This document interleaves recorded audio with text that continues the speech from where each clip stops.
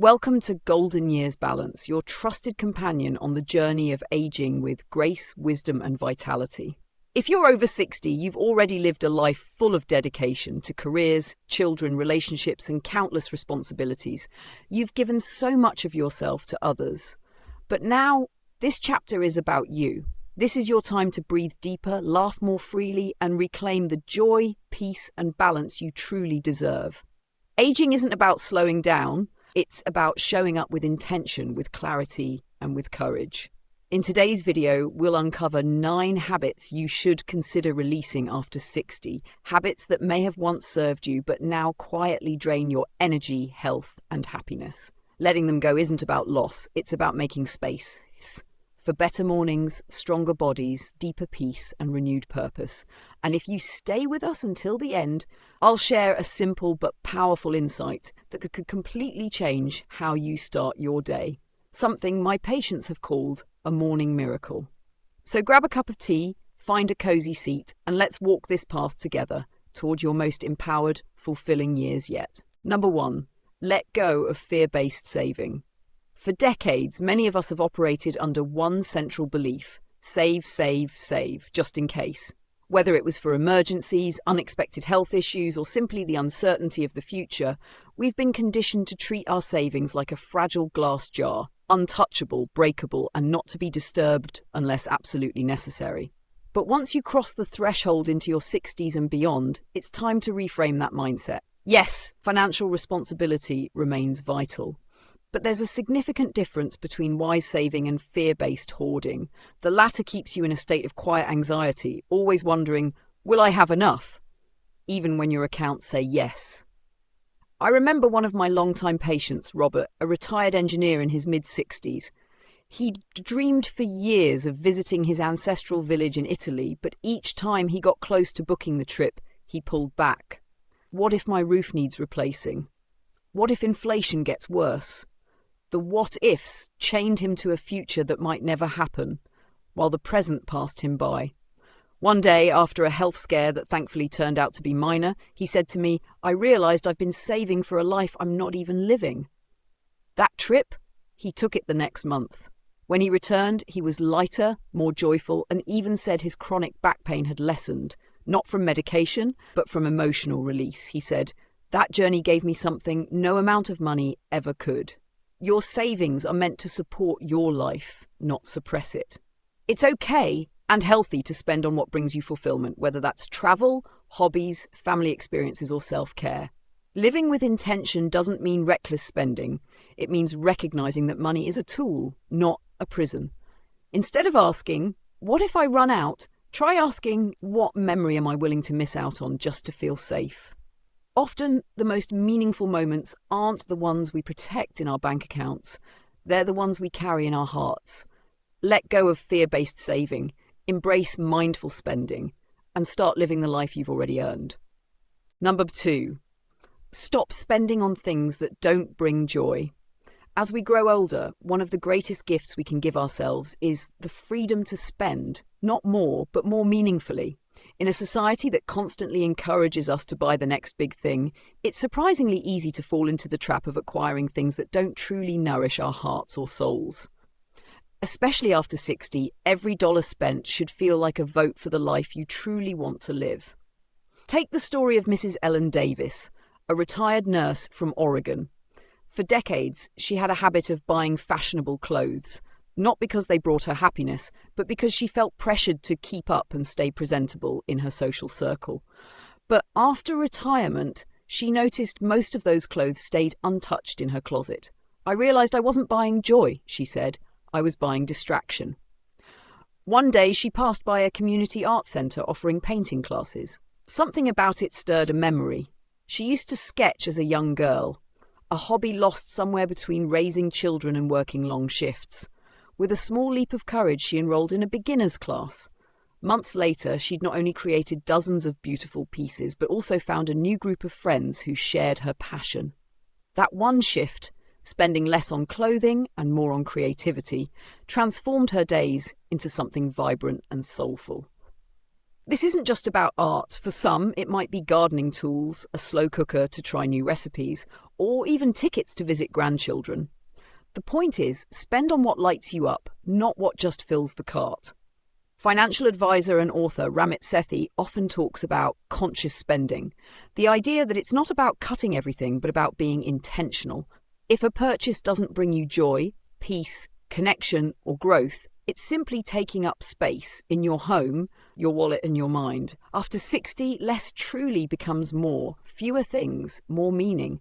Fewer distractions, more beauty. Choose joy with every purchase, and you may find that your golden years feel even richer, regardless of the price tag. Number 3, cease trading time solely for money. As we move past our 60s, it's time to rethink how we value our time.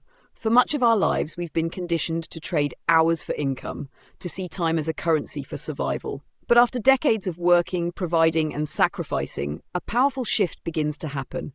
We start to realize that time, not money, is our most precious resource. One of my former patients, Mr. Henderson, a high school teacher, continued working well into his 70s. When I asked him why, he said, "I don't need the paycheck anymore, but I do need the feeling of making a difference." He wasn't working for money. He was investing his time into something deep meaningful, mentoring the next generation. That purpose energized him more than any retirement plan could. In contrast, another client, Miss Carla Nguyen, retired at 62 from a high-stress executive job. At first, she felt lost, unproductive, even guilty. But within a year, she began volunteering at a local food bank. For the first time, she told me, "I'm giving without expecting anything back, and somehow I've never felt richer." Her days were no longer about transactions. They were about transformation. This is the real shift, realizing that fulfillment doesn't always come from a paycheck. It might come from gardening, painting, mentoring, storytelling, caring for others, or simply being present.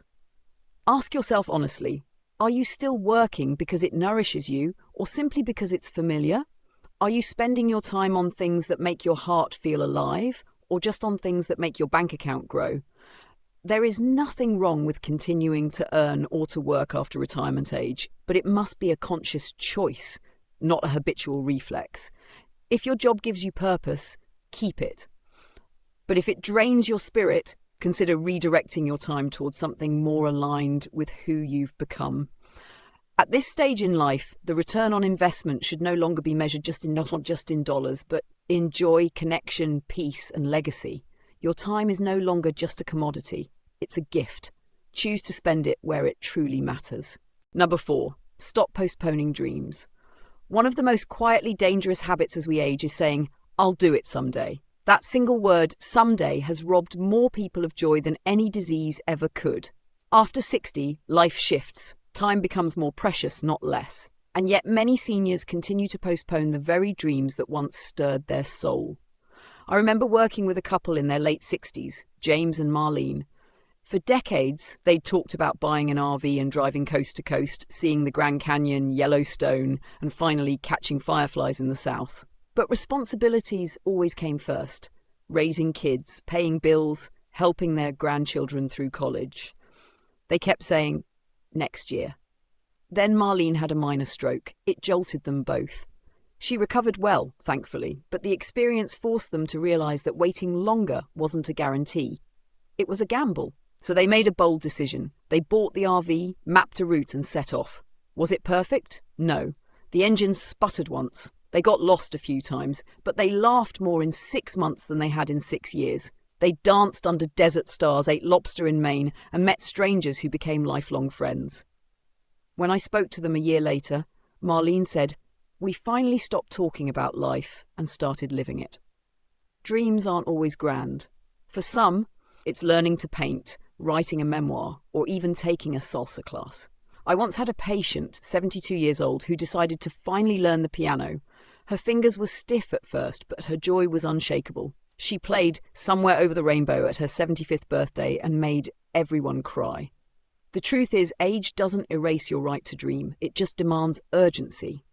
You've earned this chapter. Don't let fear, guilt, or routine hold you back. Take the trip. Write the book. Reconnect with the friend you lost touch with 20 years ago. Life won't pause and wait. And neither should you, because someday is not a date on the calendar. It's today. And today might be the most powerful moment you'll ever have. Number 5, don't neglect your health.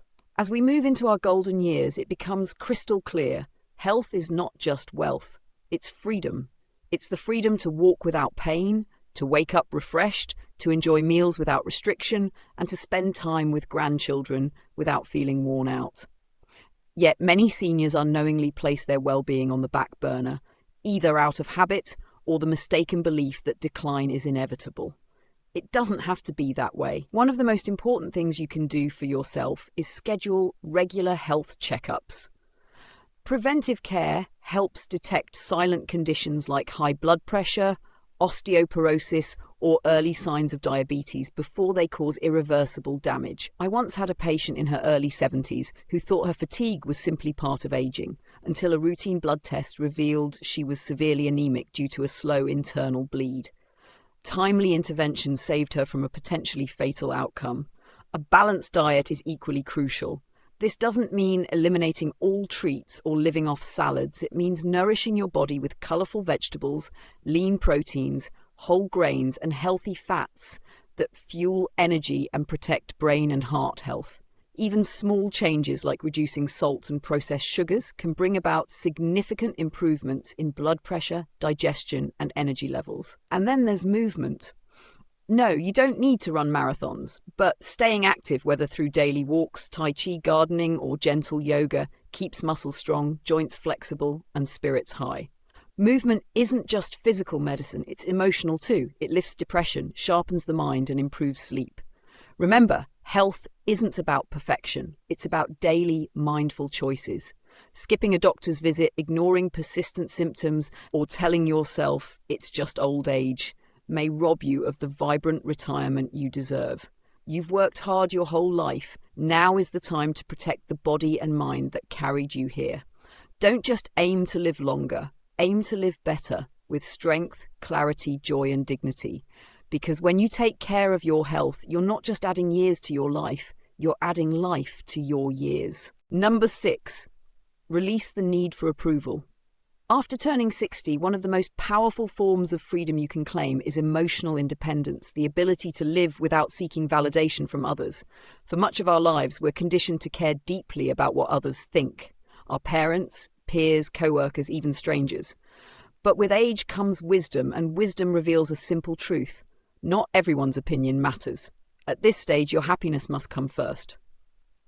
Maybe you've always wanted to try abstract painting, wear vibrant clothes that don't match, or travel alone to a quiet coastal town.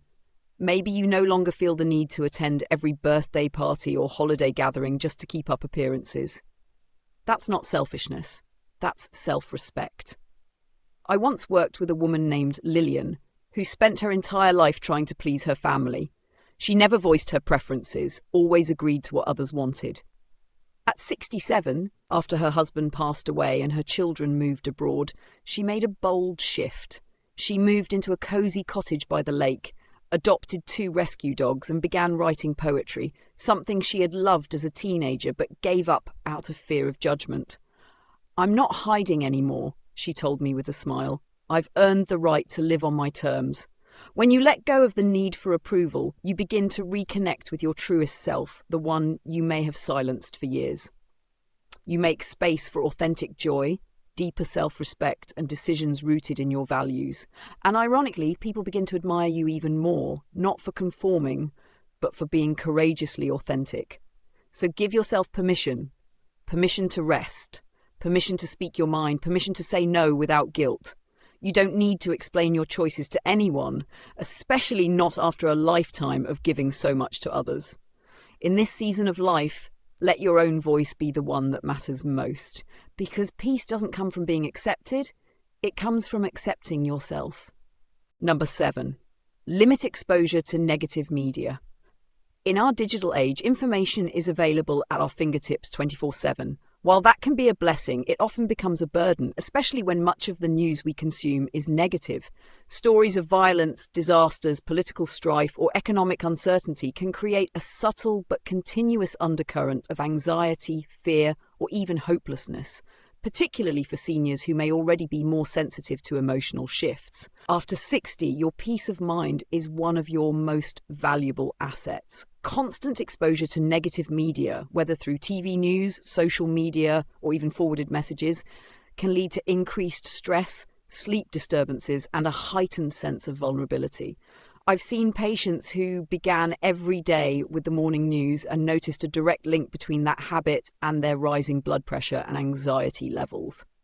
To protect your emotional and psychological health, consider setting gentle boundaries. For example, limit news consumption to a 15-minute window in the morning or early afternoon. Never right before bed.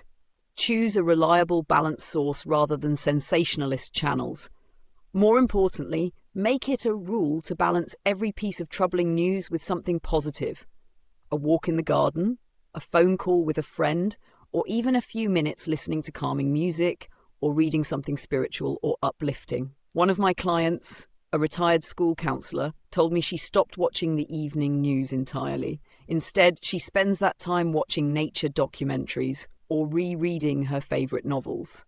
She told me, "It didn't mean I stopped caring about the world. I just stopped letting it consume me." Your peace is sacred. Your mind deserves nourishment, not constant alarms.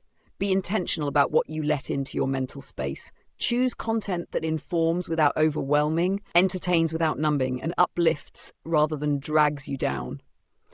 As we age, it's not about ignoring the world. It's about curating our world to reflect what brings us calm, clarity, and joy. Let peace be your default setting. Let joy be the lens through which you engage with the world. And most of all, remember, it's okay to turn the news off. Your soul will thank you. Number 8, avoid financial complacency. Reaching retirement doesn't mean you can stop thinking about money. It actually becomes even more crucial to stay financially vigilant. Many seniors fall into the trap of financial complacency, believing that once the paychecks stop and the pension or savings begin, everything will take care of itself. But the truth is, financial well-being in retirement requires just as much attention, if not more, than it did during your working years. First and foremost, your expenses may shift. Healthcare costs often increase with age, travel might become more frequent, and support for adult children or grandchildren can quietly eat into your savings. Without regular check-ins on your financial plan, you may find yourself drifting away from your intended budget and risk outliving your resources. A good habit is to review your monthly and annual spending at least once a year, preferably with the help of a trusted advisor or family member who understands your long-term goals. Moreover, investment strategies shouldn't remain static. What worked in your 50s or early 60s might not be suitable now. Perhaps your risk tolerance has decreased, or you now prioritize stability and guaranteed income over aggressive growth. Rebalancing your portfolio to reflect these changes can protect you from market volatility and ensure a more predictable income stream. Estate planning is another area where complacency can cost you and your loved ones greatly. Life circumstances change. Grandchildren are born, family members pass on, relationships evolve. Regularly updating your will, healthcare proxy, and power of attorney ensures your assets are distributed as you wish and that the right people can make decisions on your behalf if needed. One of my clients, Mr. Reynolds, a retired engineer, believed he had everything set up years ago and didn't need to revisit his finances. When we reviewed his situation together, we uncovered that his investment allocations were too aggressive for his current needs, and his will hadn't been updated since the birth of his youngest grandchild, now 12 years old. With just a few small changes, he found new peace of mind and alignment with his present-day priorities. The message is clear: stay involved, stay informed, and don't hesitate to seek help. Retirement is about freedom, but that freedom is best enjoyed when backed by financial security. Number 9. Stop living as if time is unlimited. One of the greatest illusions we carry, especially in our younger years, is that we have all the time in the world. But as we age, life has a gentle and sometimes not so gentle way of reminding us that time is not infinite. After 60, every day becomes more valuable, not less. This doesn't mean we should live in fear, but rather with purpose. Too many older adults fall into routines that feel comfortable but unfulfilling. watching TV for hours, postponing calls to loved ones, or putting off dreams because they feel too old. But let me tell you, age doesn't rob you of time. Regret does. And it often comes from not acting when you had the chance. A patient of mine, Mr. Jensen, retired at 67. For years he'd talked about writing a book, but he always found reasons to delay it. Family, health, fear it wouldn't be good enough. At 75, after a health scare, he finally began writing. Today, at 78, he's not only finished his memoir, but is helping others tell their stories too. His only regret? That he waited so long. Ask yourself, what am I still postponing? Who do I still need to forgive or reconnect with? What brings me joy? And why am I not doing more of it? Each morning, wake up with the understanding that you have less time today than you did yesterday. But also remember, that makes the time you have more valuable, not less. Reclaim your time. Use it for what truly matters: learning, loving, laughing, growing. Whether it's finally taking that painting class, traveling to that dream destination, or simply sitting in the sun with your grandchild. Do it now. Because the best time to live fully wasn't just 20 years ago. It's today. Letting go of these 9 limiting habits is more than just a checklist. It's an invitation to reclaim your joy, your health, and your sense of purpose in this new chapter of life. Retirement is not an ending. It's a beginning. A time to rediscover yourself, reconnect with what truly matters, and redefine what it means to live well.